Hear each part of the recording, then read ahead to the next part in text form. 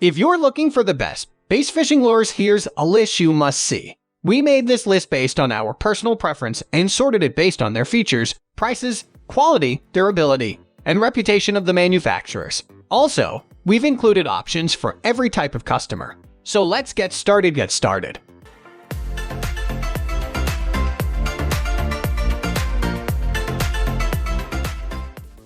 At the first position of our list, we have bass jigs. Jigs rank number 1 because of their versatility. You can effectively cover an entire body of water during any season with a single jig.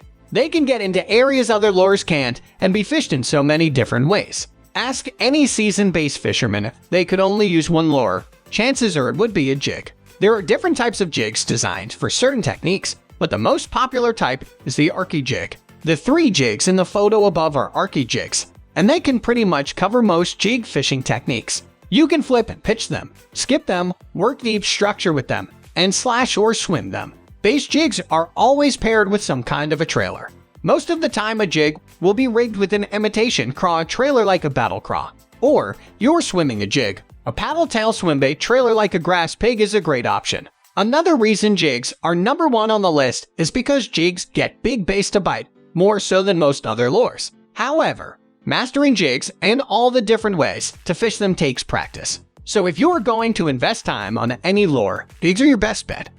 The number 2 position is held by plastic worms. At a very close second are rubber worms. Rubber worms are so lifelike that when engulfed by a bass feel like natural food. This causes bass to bite and hold on longer than they would other lures. Also, there is no other lure that can be rigged as weedless as a rubber worm. You can bury the hook point into the body of the worm, making it completely snag-proof and allowing it to get into very weedy areas. The point will expose itself when you set the hook.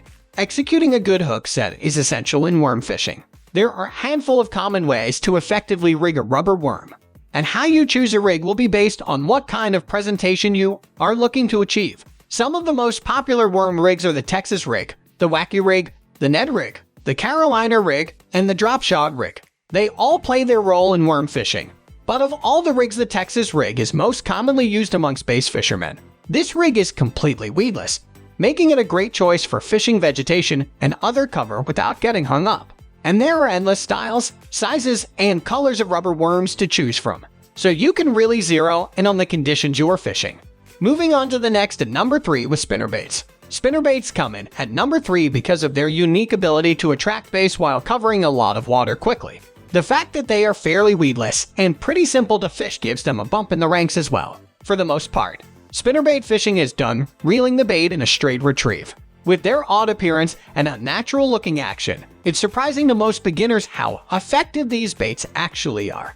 But when bass see the spinnerbait in action, they're really only seeing the flash from the blade and the skirt/head. Their odd appearance consists of a spinning blade or multiple blades dangling from one end of a bent wire. The purpose of the blade is to attract attention by sight and sound. The flash from the blade and vibration caused as it spins can draw attention from many yards away. The blades also give the bait resistance in the water, and there are different styles of blades to choose from that will affect how much resistance there is. The most common blades are the willow blade, the Colorado blade, and the Indiana blade. Each one gives off a slightly different bait profile and presentation, but most importantly, it controls the speed at which the bait travels. Spinnerbaits also come in different weights, with the most popular sizes ranging between 1/4 Oz and 3/4 Oz. The weight is mainly determined by the depth you are fishing, but the most commonly used weight is 3/8 Oz. It's not uncommon to see a trailer hook rigged on spinnerbaits to hook up on short strikes. The number 4 position is dominated by crankbaits. This is another lure that can also cover a large area of water in a short amount of time. Crankbaits are a tremendous option for targeting fish in open water and slash or around deep cover. Of course, that's not all they're limited to. In fact, they are pro fisherman Kevin Vandam's good bait under most conditions. Crankbaits come in various sizes, shapes, weights, and running depths. The correct selection of specifications depends mainly on the depth of water you're fishing. More so than with other bass lures, making the right crankbait choice plays an important role in determining fishing success. This is because much of crankbait fishing is simply casting and reeling in a straight retrieve. It's selecting the right diving depth and color that triggers bites, although a straight retrieve catches bass most of the time. Giving the rod tip a jerk randomly during the retrieve to give the lure some erratic action can help trigger a bite too. At the 5th position of our list, we have topwater lures. In bass fishing, little can compare to the enjoyment an angler gets when seeing a bass leap out of the water in an attempt to engulf their bait. Topwater lures are not only effective, but extremely fun to use, which are 2 reasons they make the top 5. These lures are designed to ripple the water surface, causing popping and splashing sounds as the lure is retrieved. The purpose is to create the appearance of prey in distress, a sound that is hard for a bass to resist. The only downside is that they are sometimes missed by bass charging up from below. Topwater fishing is at its best in low light conditions, like early morning, late afternoon/night, or on an overcast day. The wind can be an important factor as well. A bass will be able to see a topwater lure much easier on a calm day than if there's some chop on the water. Take this into consideration when selecting color and size. The number 6 position is dominated by baby brush hog with red specks. Baby brush hogs are 4 inches in length and come with 12 per pack. Brush hogs are the same shape bait but are 6 inches in length and come with 8 per pack. Baby brush hogs come in over 40 different color patterns. My favorite colors are watermelon red, green pumpkin red, junibug red, and black emerald. I like the baby brush hogs the better than the larger brush hogs for most situations. Baby brush hogs are my favorite bass lure to use. The key to fishing with brush hogs is to be quiet. Very quietly approach an area and then realize that it is all about the splash literally. This lure makes an awesome splashing noise, and bass come in to investigate and find this lure slowly sinking in the water and simply cannot resist. Even when bass are being lethargic and not hitting other lures, fish often still bite the baby brush hog.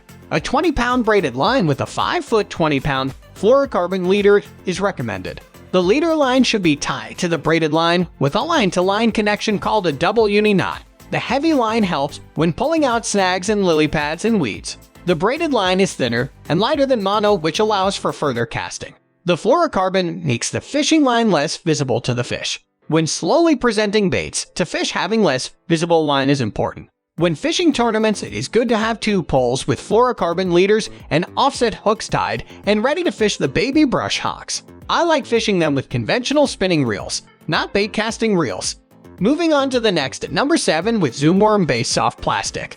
Zoom trick worms are 6.75 inches long and come with 20 per pack. These worms come in over 50 different color variations. My favorite colors are watermelon red for bright sunny days and clear water. Junibug is a great color for murky rivers and low light conditions. My preferred way to fish a trick work is weightless, Texas rigged, and very similar to a brush hog. A trick worm sinks a little faster than a brush hog, which can be good in 5 to 7 feet of water. Any water deeper than 7 feet is it good to add a bullet weight against the worm. A Carolina rig with a weighted peg 2 feet above the worm is another good option when fishing deeper water. The greatness of the green trick worm became apparent to me when fishing with my friend Rhino. We were fishing a big pond, perfect for a spinner, so I thought. The water got deep quickly from the shore and had some grass and deep lily pads. I had an advantage because I would cast in all the good spots first. He would then come and fish the already been fished water and catch one bass after another. Sometimes 3 or 4 bass from the same small patch of lily pads. It was ridiculous. Even though I got outfished that day, I learned a good technique, so I was not complaining. The best hooks for trick worms is the same offset hooks used with baby brush hogs. If you already like these trick worms, then try curly tail worms because they also work great.